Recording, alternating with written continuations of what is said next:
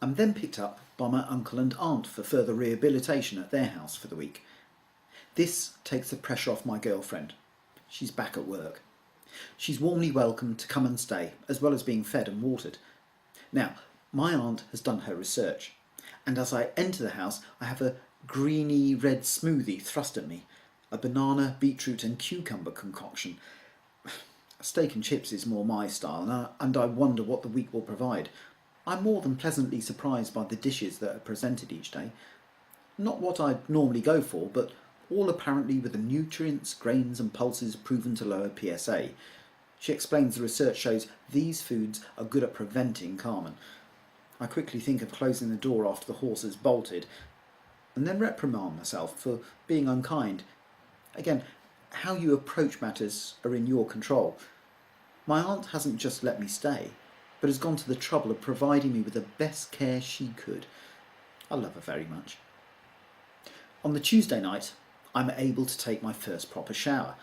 Now, in the daytime, I have a bag attached to my leg with a catheter. In the night, the old wine box is hung on the side of the bed. It's not been explained if these are waterproof or not, so my first shower is done by me standing there with my blue tube elevated and leading out of the shower, with my girlfriend holding it up to make sure it doesn't get pulled out. I'm not going through the process of wailing Waleed. Occasionally, either I or she forgets and there is a wincing pull, but we work a system for the next 2 days, in the morning and at night.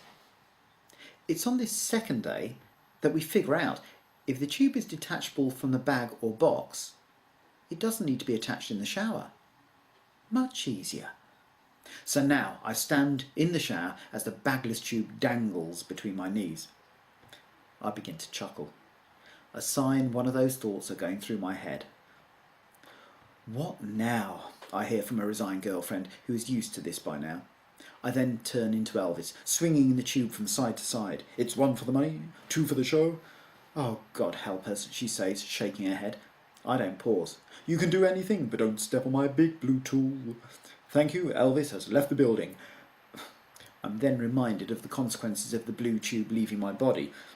I exit the shower, head down, with tail firmly between my legs.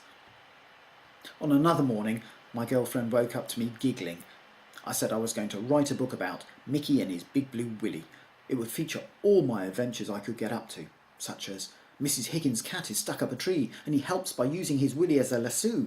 She is so thankful Mrs. Higgins gives him tea and cake, and as he walks down the path to leave, she shouts, "Thank you, Mickey, and your big blue willy."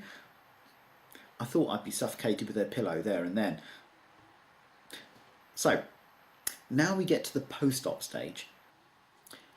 The end of the first week, my catheter is removed, as well as the staples from my massacre wounds.